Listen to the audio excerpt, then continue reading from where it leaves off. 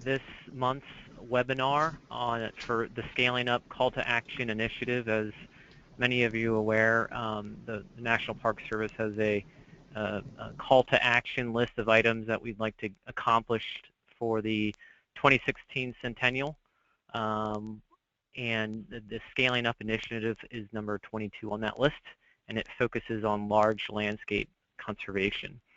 And this is one of a number of monthly webinars that we have that focus on tools and techniques for and just opportunities to share information on how parks and our partners and all of us can better protect park landscapes and connectivity, etc. For the webinar, please remember to put your phones on mute. And also, at the same time, do not put your phones on hold. Occasionally, you can get a recurring beep. Elevator music.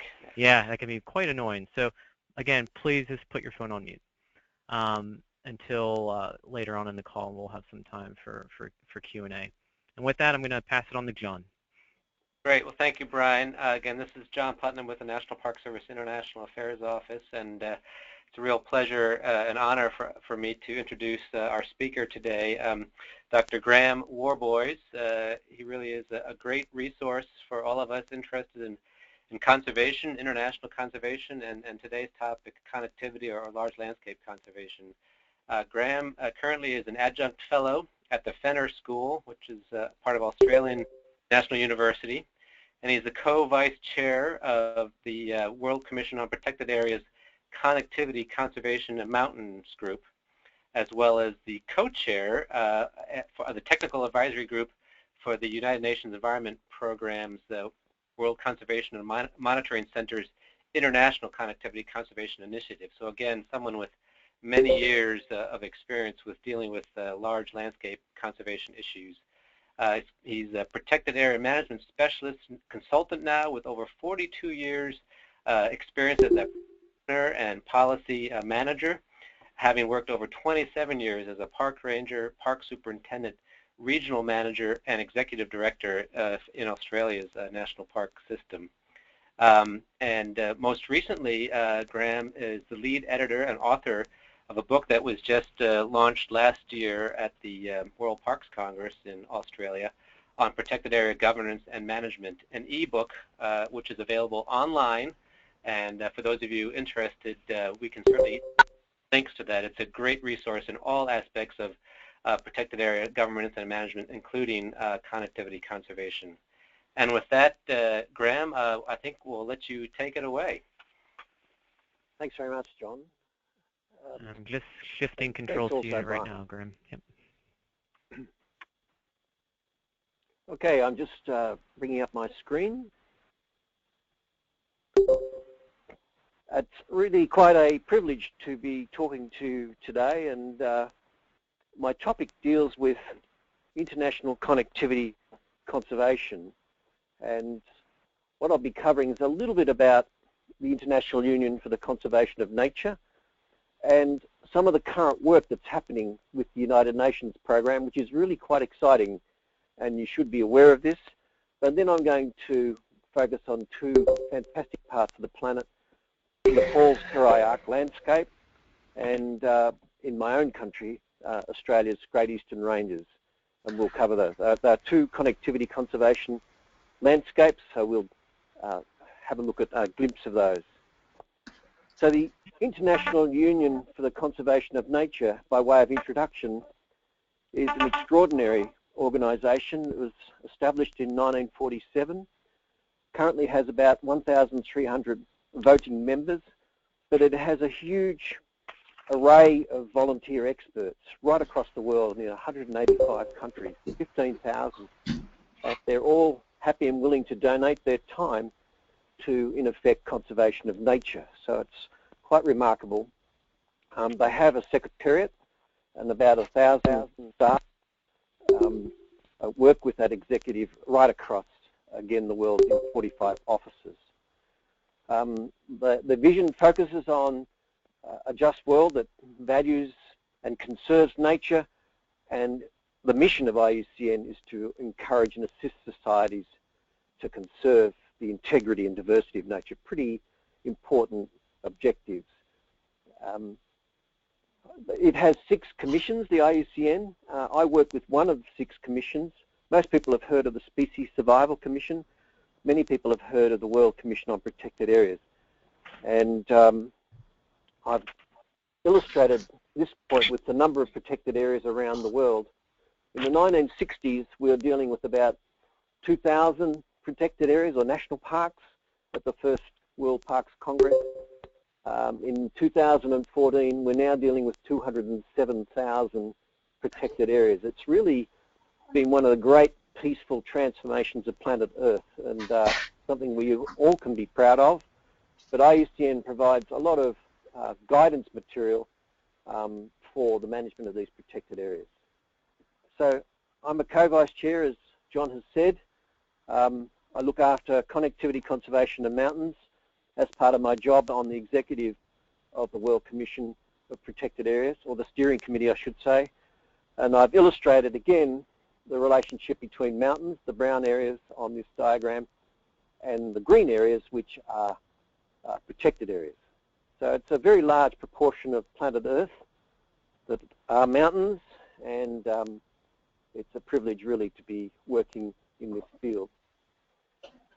John has also mentioned this book we've just published and released it early this year. It's free, and you really should use it. And please pass on the word that this is available, because 169 authors contributed their time free.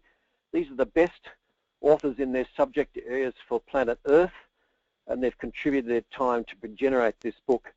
And the US Park Service had a major role in its development, with John Jarvis contributing part of the leadership chapter, but people like Don Kodak and his team down at Harper's Ferry producing all of the maps that are found in this book. So US Park Services had a role in making sure this was successful, and certainly please use it. In chapter 27 of this book, connectivity conservation is discussed, and this particular map is illustrated. We said in producing this map there needs to be some sort of spatial description of large-scale connectivity efforts around the world, and we knew this map was really not adequate, but we generated it based on the information we had in a short period of time. What is exciting is that work is now extended to be undertaken by the World Conservation Monitoring Centre, and I'll discuss that briefly. Why are we working in this field? It's a link directly to the Convention on Biological Diversity's strategic plan for 2011 through 2020, and that plan is in effect signed off by 196 parties to the convention, and the big effort is to prevent or stop or halt or slow down the decline in the loss of species around the planet. Protected areas are a core part of that response, and this particular strategic plan says nations on Earth should have at least 70% of their terrestrial area and 10% of their coastal and marine areas set aside for protection. Other people are saying it's not enough, but it's a very big step forward for many, many countries on Earth. So this is a target for 2020, and as I understand it, the target is, people are working towards that target. But an important part of this particular area, target 11, which I've shown in purple here,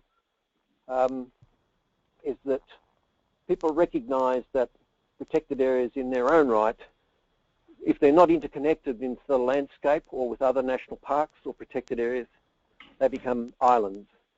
And islands are seen as not being adequate to look after the biodiversity within them, because they'll wither on the vine, so to speak. So interconnecting protected areas is seen as a fundamental part of looking after the Earth's biodiversity. So what is a connectivity conservation area? You have to understand that if you're actually going to spatially define these and set them up and manage them. And this is current work. I'm showing you a document that's in a draft form, which will be finalized in Hawaii in 2016. So it's a definition document, and it will be publicly exhibited. We'll be welcoming comments.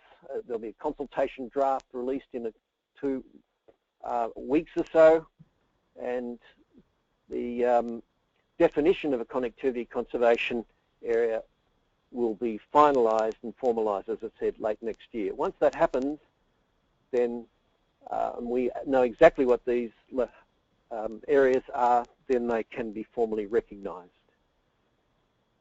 The work continues in this definition and guidance material developed by ISCN, and a second document recognizes once you define a connectivity conservation area, there are different types, and you really need to understand criteria that you use to select and define these areas, and how are they actually governed.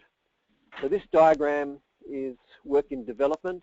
This will change, so please don't use this particular graph. It will be available in more advanced form in this Part 2 document later. But you can see that there are 6 types.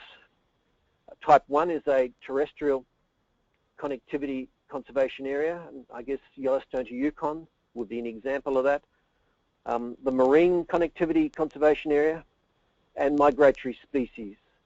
And the great caribou migrations of Alaska would fit into this, as would the monarch butterfly migrations and insects migrating southwards to Mexico would fit into this. So this typology is quite important in defining and recognizing these connectivity conservation areas. So that's some of the work we're currently doing. It's right at the cutting edge. You are being exposed to right now, and it's quite exciting in terms of helping to conserve biodiversity on the planet. And that brings me to matters that John has just raised, and that's the call to action of the United States Park Service. And I'd just like to extend my congratulations for this work on scaling up, and your item 22 under your call to action and the scaling up program. So that's great contribution to this global effort on connectivity conservation. Well done. That brings me to one of the most beautiful parts of the planet, Nepal, and our first case study. This is a photo of Mount Everest, but we're not going to be talking about the high mountains, but that's part of it. Part of the country we'll be looking at. Population of Nepal, in looking at the social and political setting, about 29 million in 2015. It is a low human development index country. It has been unstable with the insurgency ending in 2006 and a democratic republic established in 2008. A new constitution has just been signed off, but there are tensions, and most people will be aware that it suffered a pretty severe earthquake earlier this year. The first female president of Nepal was elected just last week, or a week and a half ago.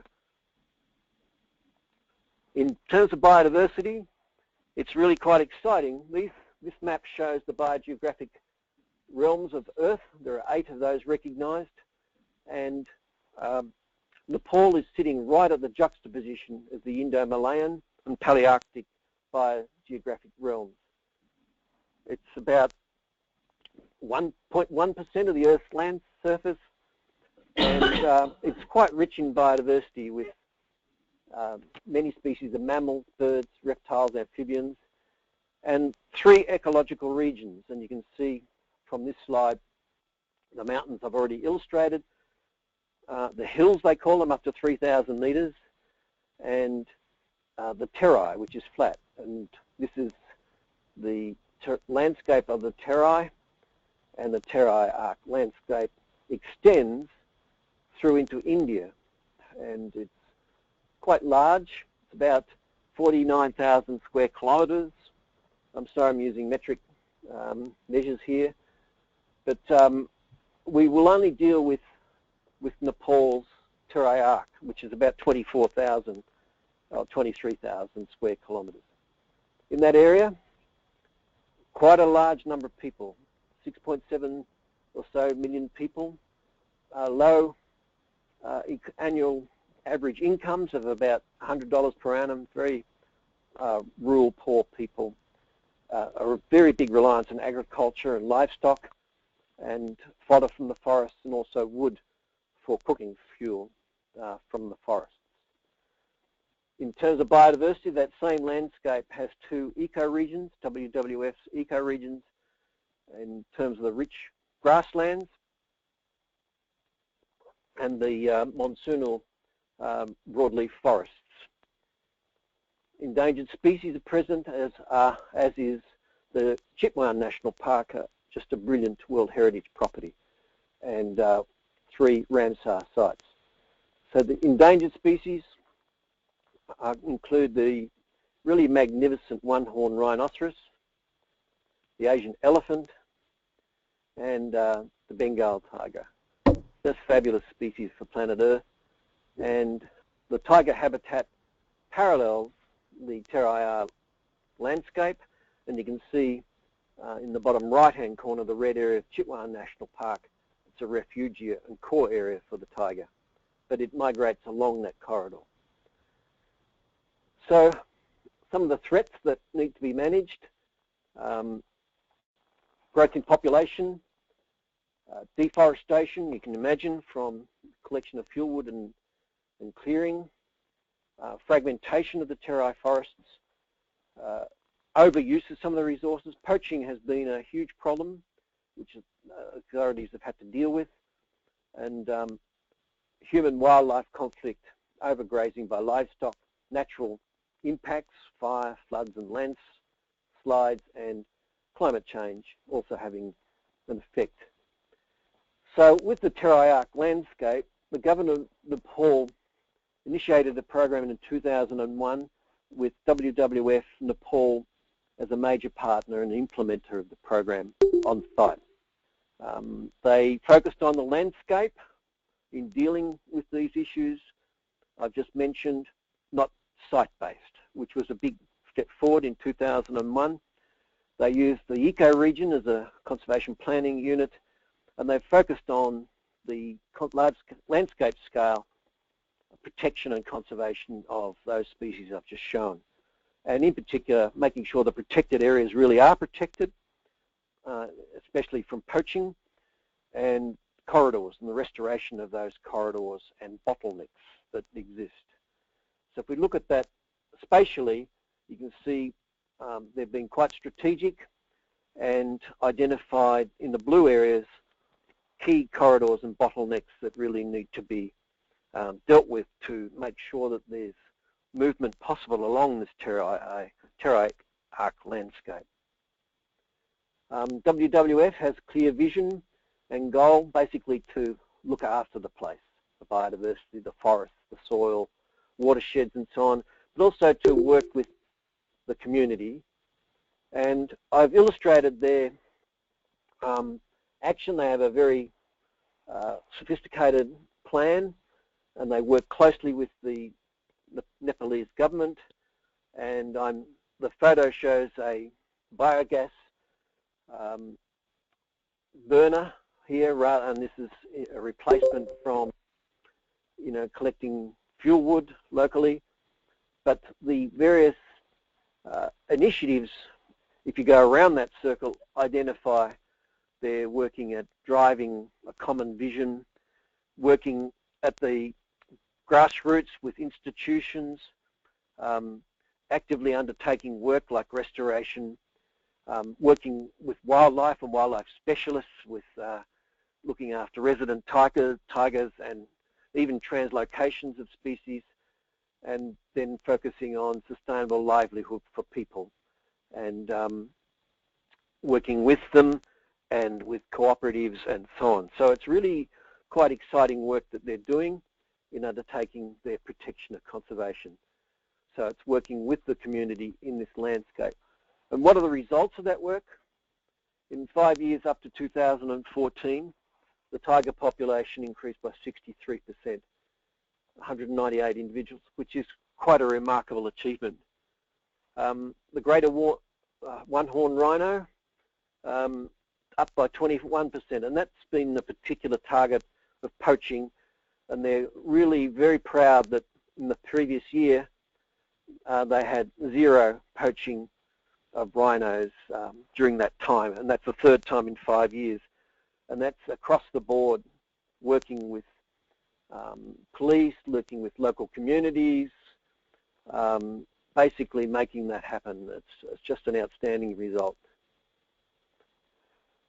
So, another part of the planet, and a giant leap southwards to the continent of Australia. And this is for our second case study, and that's biogeographic realm map. You can see Australasia, the continent of Australia sits within that Australasia realm, biogeographic realm.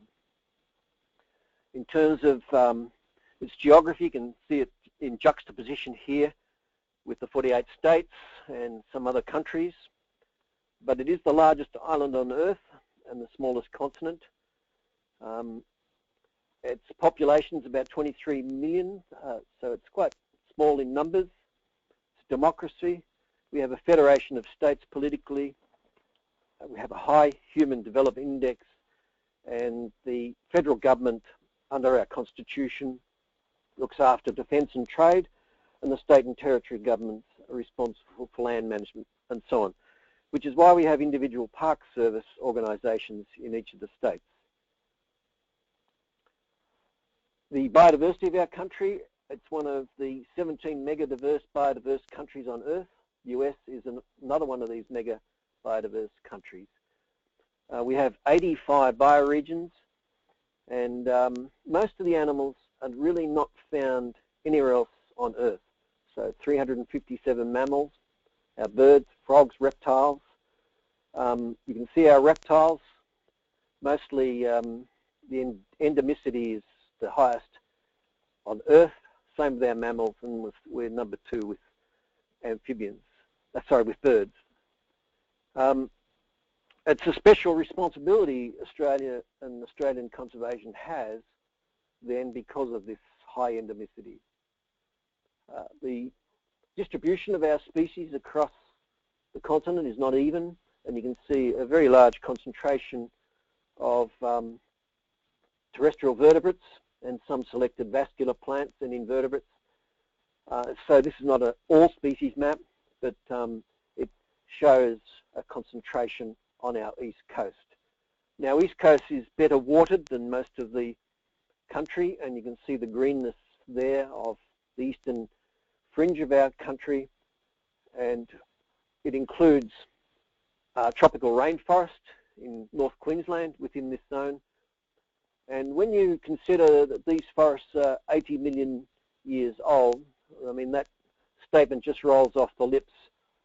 But if you had your ice sheets in Canada and the United States, meaning that your forests are something like 10,000, 15,000 years old, the dinosaurs of planet Earth 80 million years ago were scratching the backs on the trees of this the ancestors of the trees in this rainforest in Queensland. It's been there that long. It's just extraordinary. Our snow country, now mountains, the Nepalese would call these their foothills, but Australians are very proud of their mountains, and the Great Eastern Ranges corridor extends all the way through to these mountains. The yellow area on this map illustrates the Great Eastern Ranges corridor. The green areas, depending on the shade, the darker shade shows protected areas, the lighter shade shows state forests. So you can see there's the Great Eastern Ranges interconnects many protected areas. There are 3 World Heritage Sites within that map.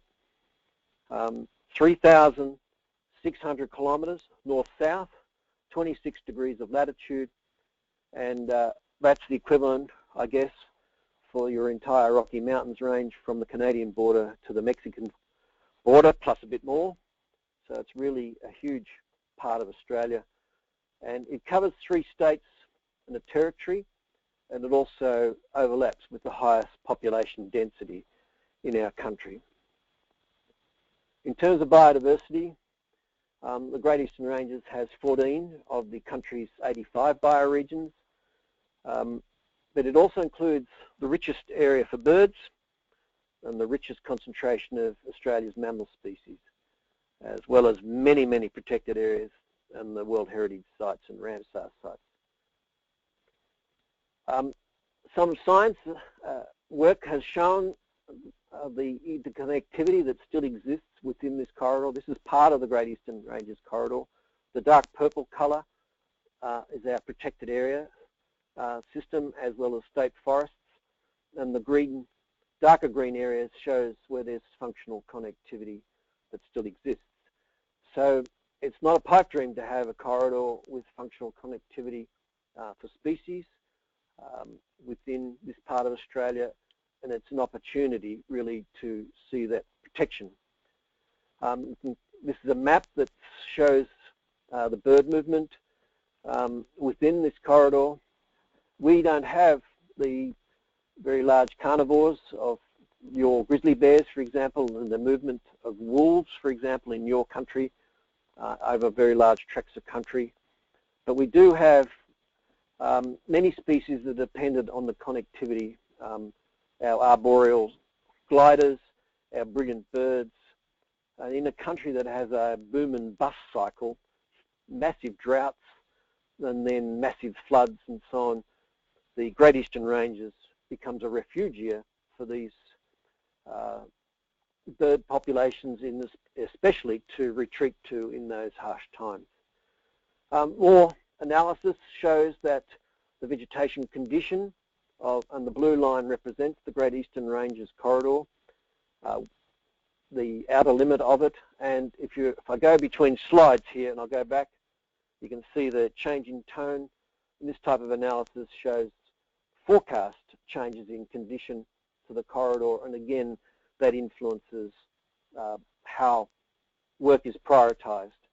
The Great Eastern Ranges governance, it was announced by the New South Wales government, the Minister for the Environment, Bob Davis, in 2007. He got the okay from his counterparts in Queensland and Victoria, and the ACT to recognise the Great Eastern Ranges. He announced it in 2007, organised money for it, and it was led by the government, and in particular Ian Pulsford, for 3 years, and then was transferred to a non-government organisation partnership in 2010. But that's been primarily focused on New South Wales, and there's been seen to be a need to extend that for the entire Great Eastern Ranges, and in 2015 there's an evolution towards a private board that's being established. So it's quite exciting. And the private board would have administrative governance responsibilities for the entire corridor. You can see that the corridor is still evolving. The grey areas show the corridor, but the coloured areas show where people and communities have taken on a responsibility for parts of the Great Eastern Ranges voluntarily to undertake the work and the prioritised actions that need to happen for the corridor. Those actions are identified in a plan, same as the Terai Arc landscape, but also a series of partnerships. And you can see here the Wildlife Land Trust properties that are linking in to the Great Eastern Ranges property, and on the left the many partners that are involved in undertaking this work. So some of the actions in the Great Eastern Ranges, certainly encouraging private conservation as part of the corridor, managing threats, and feral cats in particular damaging, but fencing can be a problem, as can introduced species like goats and some plant species. The key linkages, in the same as the Terrae arc, becomes an active strategic contribution to connectivity conservation, working with indigenous communities and benefiting from their ecological knowledge, but also working with communities and helping to build their capacity about connectivity conservation, including working pretty extensively with school groups and so on. I should also say that the Great Eastern Range is not the only corridor in our country. We have other fabulous initiatives like Gondwana Link in Western Australia, which is doing great work. So that brings me to the end of my two examples and my presentation. And just reflecting, I have introduced IUCN. I've talked about some cutting-edge collaborative work between IUCN and the United Nations Environment Programme and their World Conservation Monitoring Centre and the work, and featured two of my favourite areas on the planet. I have to, I guess, say that Australia is one of my favourite areas, but the Terrae Arc landscape is also a very special location. I've provided some references that has sources a lot of this information, and that concludes my comment. Thank you. Well, thank you very much, Graeme and Brian. If I may, I think we have about 15 minutes or so if folks have questions for Graeme. Obviously, take your phone off mute, but if I may, I'd like to maybe start off the discussion, Graeme, with my own question, and that is you've shown us two, I think, very interesting case studies from two very different parts of the world. But I'm wondering if you see any commonalities in these two case studies and in the other places that you're familiar with and or have worked in, about what made them successful. What were the elements that you think led to success versus the many pitfalls that some of these initiatives often fall into? It's a good question. I think individuals, it's a saying I have, individuals can make a difference. In each of these instances, individuals have made a difference, and the second word is perseverance. And they've persevered through thick and thin. They've seen the need, they've seen changes happening in the greater planet and had that awareness. And they've seen the pressures on particular species that they love, and it's inspired them to do something about it. But it's not only that, they've also been assisted by collaboration, and I think that's another common feature. That collaboration is like-minded people working on this work internationally. And I know Yellowstone to Yukon, for example, has inspired many, many people all around the world. And I believe the Terrae Arc also has inspired many people, and the professionalism of WWF Nepal in achieving that. It certainly influenced the work we've done in Australia on the Great Eastern Ranges and elsewhere. But so this collaboration of like-minded individuals, perseverance, and individuals that are willing to stick with it and make it happen are the three key responses to your question, John. Great, thank you. Brian, I guess we can open up to other questions if folks have. Yes. Does anyone else have any questions?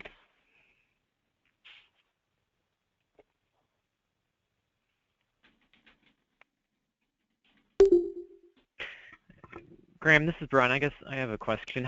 Can you speak to, I guess we kind of talked about this a little bit the other day, but can you speak to some of the challenges there, and any parallels or best practices that you can share with us in this country? In Australia, of course, you've got the politics, national politics there. Some stakeholders or groups may be more supportive of the efforts for connectivity, large landscape conservation. How have you all been able to push forward with making progress and conserving these landscapes in light of those challenges? Yes, good question, Brian. The work. Let me stay with the Great Eastern Ranges. The work on the Great Eastern Ranges really had commenced in probably 1991. It was first recognised formally in 1996, and it was launched by a minister in 2007. And the minister concerned, Bob Davis, was a remarkable politician who was intrigued by the idea of this connectivity corridor, and then set about to learn about it. He travelled internationally, learnt about it. He asked to be shown some of the choke points and the weaknesses in a connectivity system. He wanted to understand the science, and he basically, in the end, understood clearly that this was an important contribution to the conservation of species in our country for the long term. But that took from, it took nearly 10 years of one minister who had a particular interest, and he thoroughly examined it. So this is part of the perseverance comment I made earlier. So government being on side, and this is why I've appreciated the US Park Service taking the actions it is with its call to action. But having the government on side helps a great deal, but equally many people in local communities see this big picture also, and they see that they can value add to these large corridors. Their small back paddock, their small reforestation project, they know can contribute to a much larger picture. So it's basically giving those individuals a responsibility to actually to do something about Australia's biodiversity in this instance, and even climate change, and they feel good about doing that, and they feel that that's something that should be done, when otherwise they may be disenfranchised from that because government is saying we're looking after the responses to climate change or whatever. So it's an empowering situation. There are many people that don't agree with conservation or biodiversity conservation, believe that forests should still be pushed down. That's happening in our country. That's at one end of the spectrum. At the other end, there are people who are replanting and reconnecting. So those tensions exist also. The advantage of having a very large corridor like Great Eastern Ranges is that that permeability within the landscape can still exist because there are sufficient numbers of people who want to see the conservation aspect happening despite the views of others. So I guess all of those matters are important. And then leadership and science. Some people can rise to the occasion and provide leadership to a concept, and the Great Eastern Ranges concept evolved, and many scientists got behind it, even though there was dissension amongst some scientists about the value of connectivity. Science now, I think, generally is supportive of the concept and its need.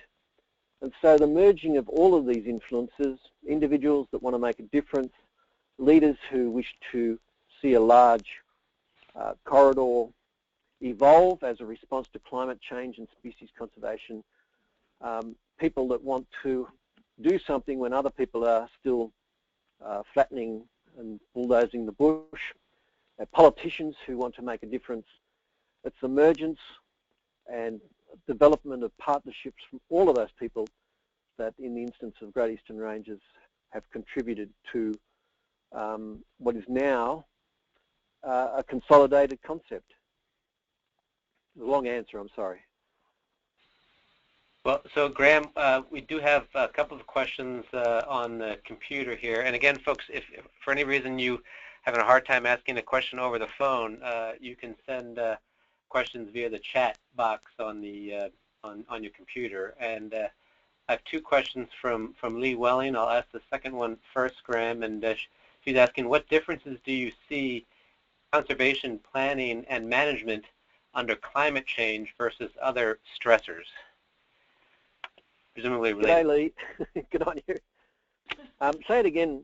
Yeah, what differences do you see in conservation planning and management under climate change versus other stressors? I see huge differences, and that's a very good question, Lee. The landscape and some of the predictions and forecasting work of scientists are helping immensely here, but I showed a map of the Great Eastern Ranges.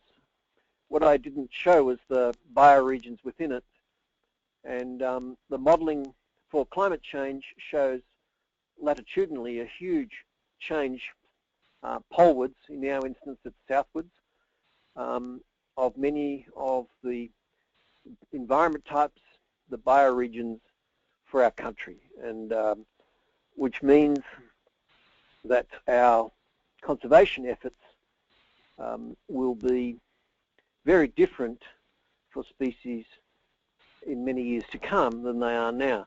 So I think managing for connectivity conservation in a climate change world is essential, simply because it helps facilitate movements, but also managing with the best of science contributing the best of information to assist where the most important areas are, for where the most important efforts in terms of species are provided. So, for example, there may well be emerging refugia within a large corridor that are outside of the protected area system, and that refugia, those refugia may be critical for species, and so they may need special efforts.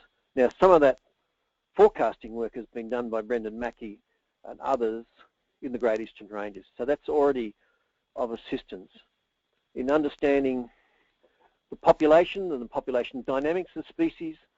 Again, that sort of condition and trending condition of and watching your species will be very, very important, but also forecasting what's likely to happen will also be important. So I see a climate change world and corridors will mean that you'll have to be managing very differently currently and in the immediate future to deal with the issues of climate change. Thank you, Graeme. So the second question was, has the new information in your book on geodiversity been applied to connectivity and biodiversity conservation? And if so, can you give an example?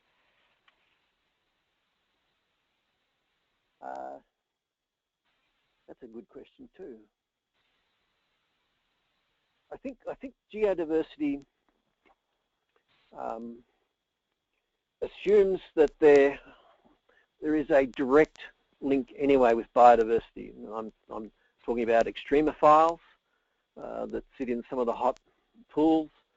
I'm familiar with at Arkaroola in South Australia, which is in the northern Flinders Ranges, north of Adelaide in South Australia, of hot pools that have been there since the Permian, very, very large period of time, and they include animals which are, right at the end of the spectrum in terms of life forms. You have them in the geothermal areas of Yellowstone, and they're in the submarine volcanic vents. So biodiversity and geodiversity are linked. The karst systems of the world have got really quite remarkable species deep within a geological phenomena linked to water and streams and fishes in rocks and so on. So again, geodiversity and biodiversity are linked. In terms of connectivity, it's a bit harder to answer that question. There may be good reason why some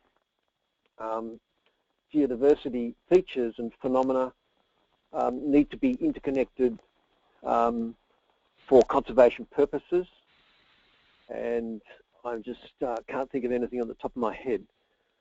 So there is definite links between the geodiversity and biodiversity. Geodiversity underpins biodiversity in basically all throughout the planet in terms of provision of soil and nutrients and the oxygen cycle and so on. But the connectivity conservation would account for those values. I just can't think of any particular phenomena which would need interconnections purely for geo purposes. Great, thank you. Have maybe one more minute or so. Any other burning questions out there? Maybe our friends in Canada, if you're still online, anything for Graeme?